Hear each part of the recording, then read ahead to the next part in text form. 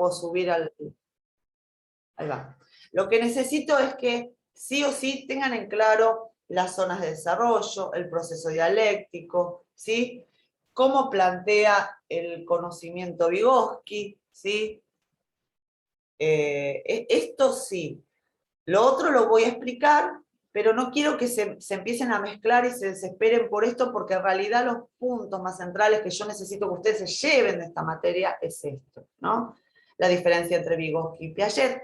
Los puntos de concordancia entre Vygotsky y Piaget, porque no es verdad que estaban totalmente en desacuerdo, muchos los hacen como medio pelear, cosa que no es así, ¿no? Sino que uno estaba tomando un objeto de estudio y el otro estaba tomando otro objeto de estudio, ¿sí? Esto después lo aclara Piaget cuando lee las obras de Vygotsky, creo que se los mandé en algún videíto donde Piaget dice, qué lástima que yo no pude trabajar con él, porque en realidad yo iba hacia ese lugar cuando habla del aprendizaje social, ¿sí? Vygotsky hace un planteo donde, y esto es fundamental que uno lo sepa, que el lenguaje es la herramienta del pensamiento. Esto es muy importante. El lenguaje para Vygotsky es la herramienta del pensamiento, y esto es muy así. Cuando yo tengo menos posibilidad de lenguaje, menos capacidad de pensamiento abstracto tengo. Por eso yo siempre digo que el lenguaje es una forma de dominación, ¿no? Del poder. Fíjense que cada vez trabajamos con menos palabras, el lenguaje cada vez está más acotado, y esto hace que cada vez pueda tener yo un menor conocimiento abstracto, un menor poder de abstracción. ¿Por qué? Porque para abstraer ideas y conceptos yo necesito palabras, necesito un lenguaje. Por eso se produce sobre todo estas cuestiones cuando empezamos a hablar de conceptos tan abstractos, ¿no? Esta dificultad que presenta el lenguaje, por eso yo siempre digo, y me parece súper interesante lo que están haciendo, es pescar en el texto, esto no lo entiendo, ¿por qué esto hace que haya una construcción más fuerte del lenguaje que nos ayuda a plantear una construcción más importante del conocimiento?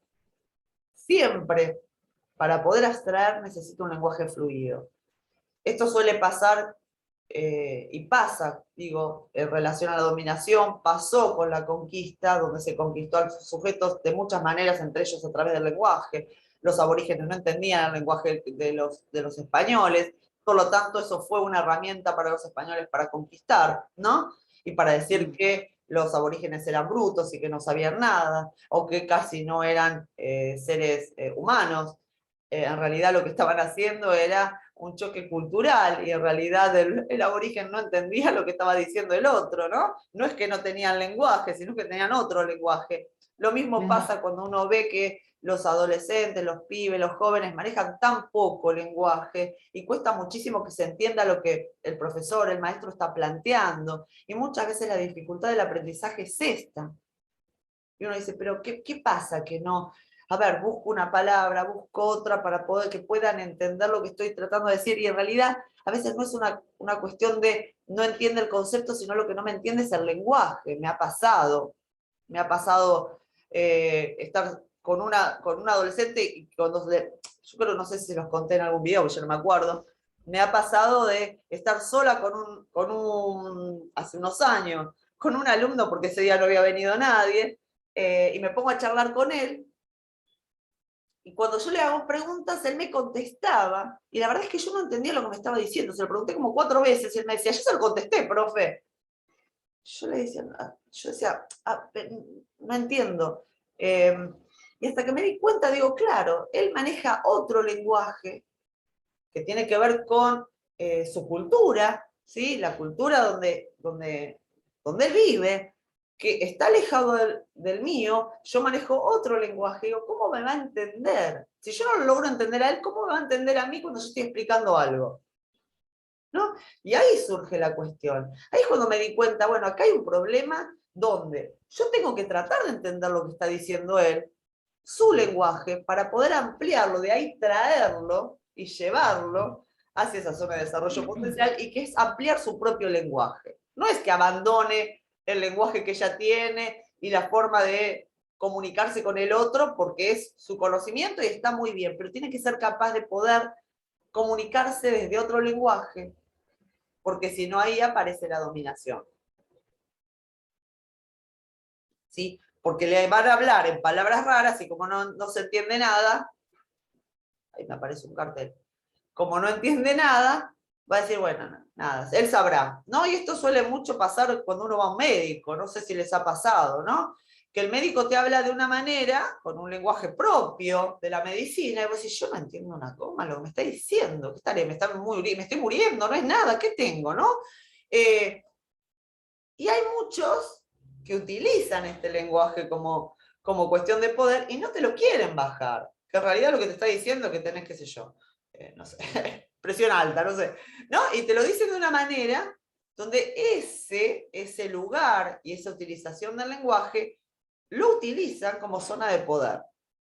Esto un poco vamos a ver el año que viene en psicología social también, ¿no? Un lugar de Profe, estatus. Sí. no, iba a contar, a mí me pasa, por ejemplo, mi papá que va mucho al médico por temas de salud y que él siempre le graba las consultas, porque no entiende nada de lo que le dice el médico y le pide si le puede explicar de nuevo y se lo vuelve a explicar igual, entonces lo graba para preguntarle después a mi mamá qué es lo que le dice, porque no entiende nada por el vocabulario que él habla. Exacto, porque este lugar del lenguaje también es un lugar de dominación, da un lugar de estatus, le da un prestigio. Y cuando yo estoy en la docencia, tengo que tratar de que estos alumnos puedan acceder a ese lenguaje y vean que en realidad es simplemente simbólico, ¿no? Es una simbolización que le da un lugar de prestigio, más allá de que obviamente el médico estudió y se supone que sabe de lo que está hablando, pero no, a ver, si yo les quiero a ustedes enseñar la teoría de Piaget, no puedo ponerme a hablar en tan difícil, les puedo tirar algunas palabras para que ustedes se puedan ir acercando ese vocabulario. Pero si yo ahora me pongo a hablar absolutamente en terminologías psicológicas y empiezo a hablar con términos de la psicología, no me entienden nada. Una cosa es que yo hable con mi colega, ¿no? Y entonces empezamos a hablar de un montón de cosas que nosotros entendemos, pero el resto no. Entonces, Vygotsky plantea como herramienta, ¿sí?, del aprendizaje y de la inteligencia el lenguaje como fundamental. Y este concepto de herramienta también lo toma del marxismo, ¿sí? Entonces, el lenguaje es una herramienta del conocimiento. El lenguaje es una herramienta de la construcción de la inteligencia. Por eso es tan importante que como docentes tengamos un lenguaje muy fluido, ¿sí? Como docentes, y podamos ser capaces de acercarles a los sujetos, ¿sí?, otro tipo de lenguaje, pero siempre sabiendo qué es lo que ellos saben y tomando eso. Porque si no, ahí, en este proceso dialéctico, me estoy equivocando yo. Por eso les contaba esta anécdota de mi alumno, donde yo digo, bueno, en realidad yo tengo que aprender qué es lo que me está diciendo él y cuál es su lenguaje, no para repetirlo, sino para tomarlo y llevarlo a otro tipo de lenguaje que me pueda entender lo que estoy diciendo. Porque a veces para uno dice, bueno, pero es una palabra cotidiana, es algo que son palabras que utilizamos todo el tiempo, es de un lenguaje coloquial. Bueno, no, es coloquial para mí o para el contexto donde yo me muevo, que tampoco es un contexto de clase alta, pero sí con otro vocabulario diferente a la cultura que lo atraviesa él. Yo tengo que conocer su cultura para poder entender cómo llegar yo o actuar como mediador para que pueda construir un nuevo conocimiento. ¿Se entiende? Bueno, ¿algo más que me quieran preguntar? Yo les prometo que voy a grabar este videíto, lo que no quiero me está sonando el celular, es spam, lo que no quiero es que se enloquezcan con esto, se angustien, quiero que estas cuestiones claves y puntuales en relación a Vygotsky puedan quedar claras, a Piaget también.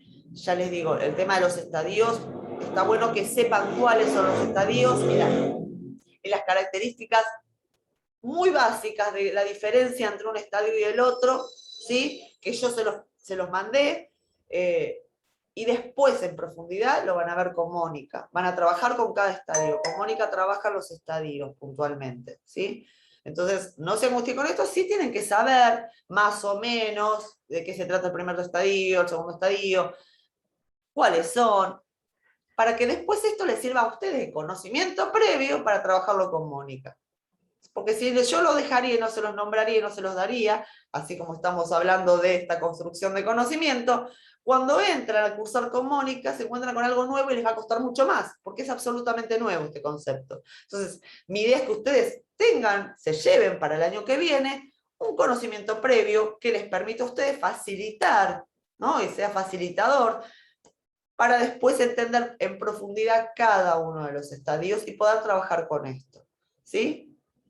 Por eso yo les dije al principio, no se angustien, sí, fíjense cuáles son, características básicas de cada uno, de qué se trata cada uno, porque además dentro del sensorio motor, por ejemplo, hay muchos subestadios que no trabajamos, no vamos a trabajar, no sé si con Mónica trabaja en alguno en particular, eso no me acuerdo, pero sí los estadios, como los plantea Piaget, y estas características de cada uno a grandes rasgos tiene. Después lo trabajaré en profundidad el año que viene.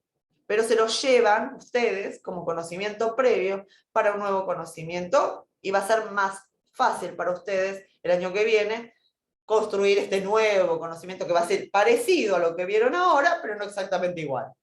Seguramente también van a entrar en contradicción, ¿no? En conflicto, pero va a ser mucho más fácil que nunca lo hayan visto. ¿Se entiende? Bueno, ¿algo más que me quieran decir? Sí, cortito y al pie. Acerca de, bueno, esto que explicó ahora, nada, súper bien, gracias, yo al menos lo entendí, pero mi consulta es la siguiente. De ahora en más, ¿cómo sigue el cronograma de su materia? ¿Nos va a dar más temas, más actividades? ¿Ya directamente nos preparamos para el final y nos anotamos cuando tienen fechas? Yo voy a seguir dando clases hasta que se terminen las clases, digamos.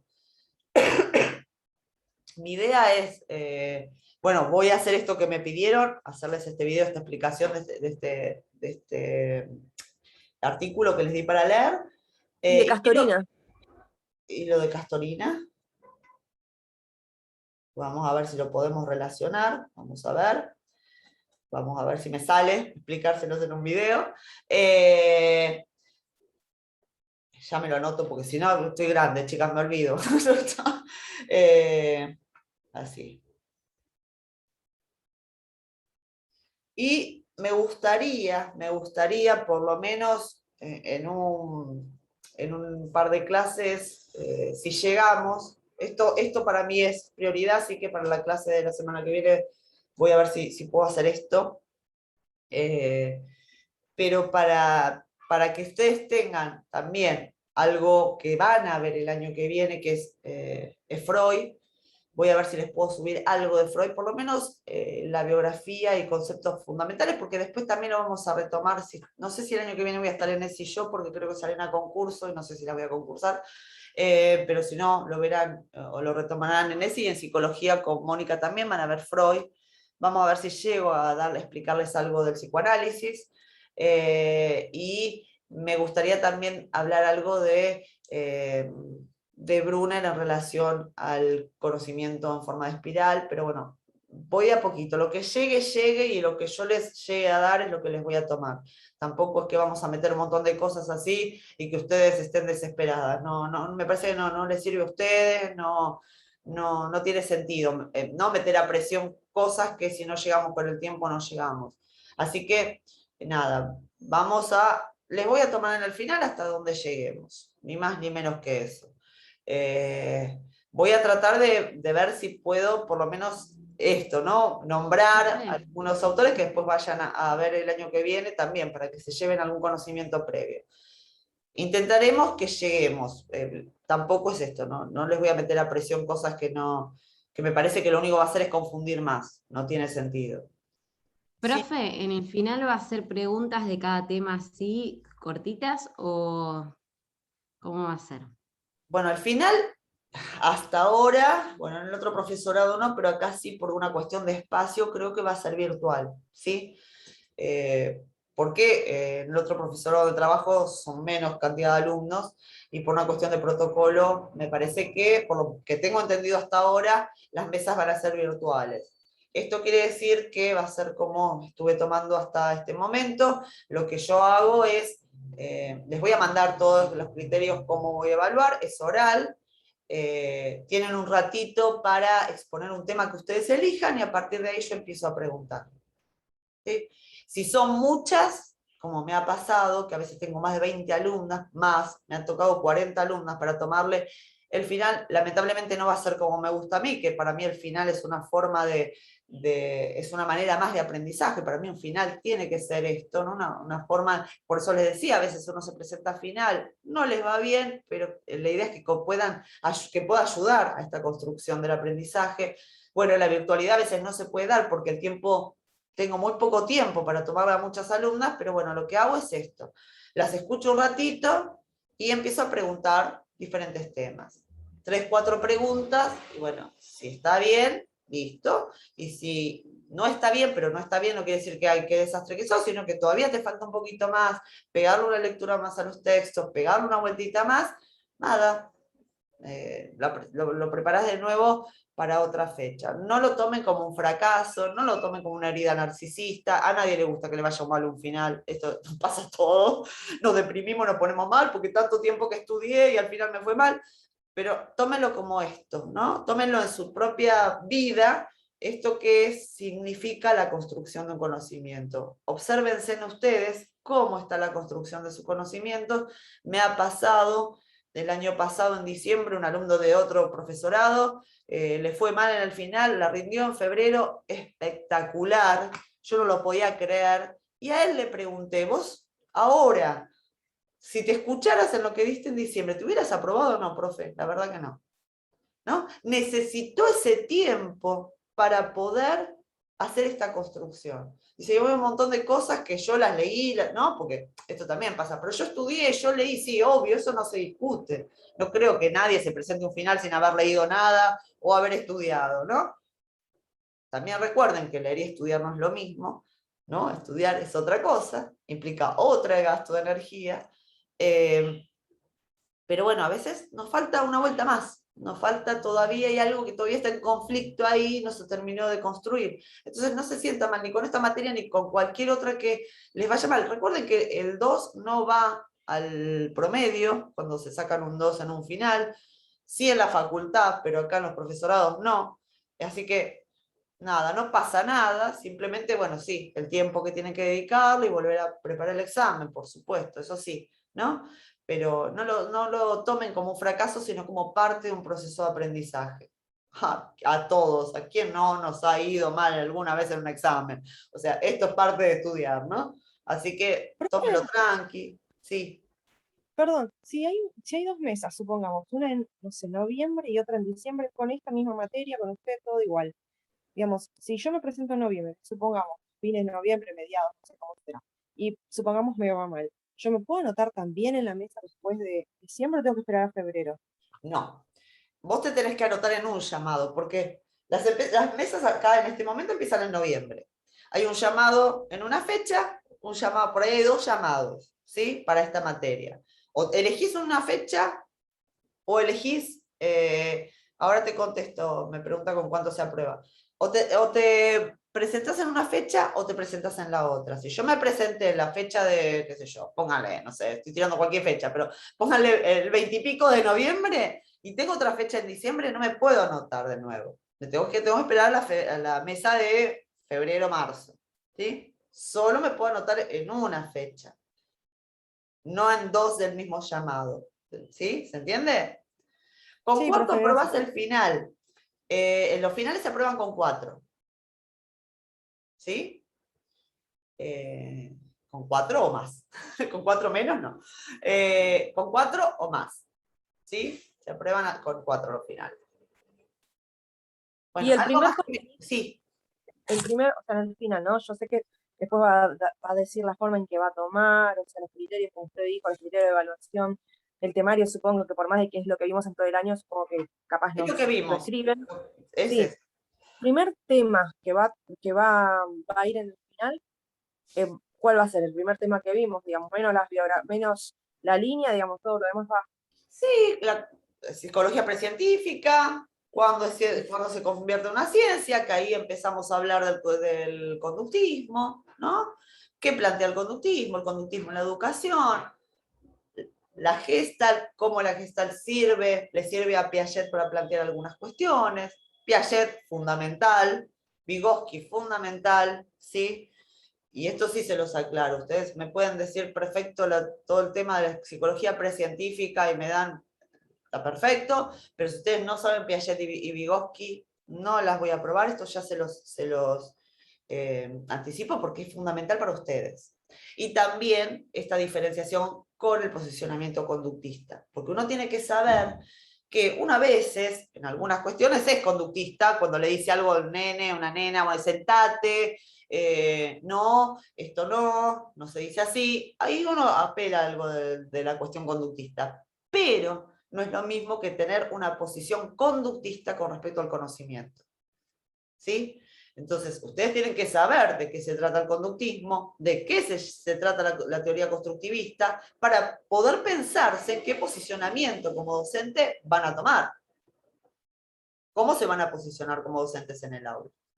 Más allá de que alguna intervención puede llegar a ser del orden del conductismo. Esto es otra cosa, ¿no? Pero qué posicionamiento en relación al conocimiento y al aprendizaje, eso sí lo tienen que tener en claro.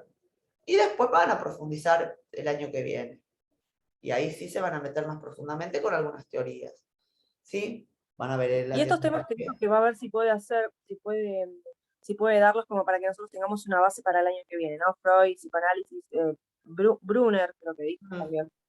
Digamos, el último tema para el final sería Vygotsky, o si vemos alguno de esos, también iría alguno de esos que todo dijo lo que yo dé. Si yo agrego más temas, entra todo. Todo lo que yo dé, entra. Lo que yo no dé, no va a entrar. Pero todo hasta donde yo llegue, sí lo voy a tomar. ¿Sí? ¿Alguna otra pregunta?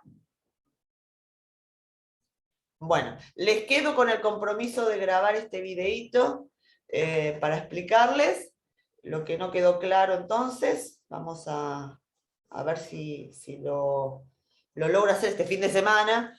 Ya no tengo más días, chicas, no me alcanzan los días. Voy a ver si este fin de semana se los grabo y se los puedo subir para la clase de la semana que viene. O sea, ustedes lo van a tener para la clase del viernes que viene. ¿Sí? Bueno. Un beso muy grande, un placer estar con ustedes. Y bueno, cualquier consulta me hablan, me preguntan. Aquí estoy para ustedes, ¿sí? Gracias. Bueno. Gracias, buen fin de. Chau, chau. Feliz día a las mamás. Chao, buen fin de. Ay, gracias, Chau. igualmente. Igualmente, sí, mamá. Después les profe. dejo un archivo, cuando suba les dejo el archivo esto que grabé ahora, si lo logro decodificar. Chau, chau.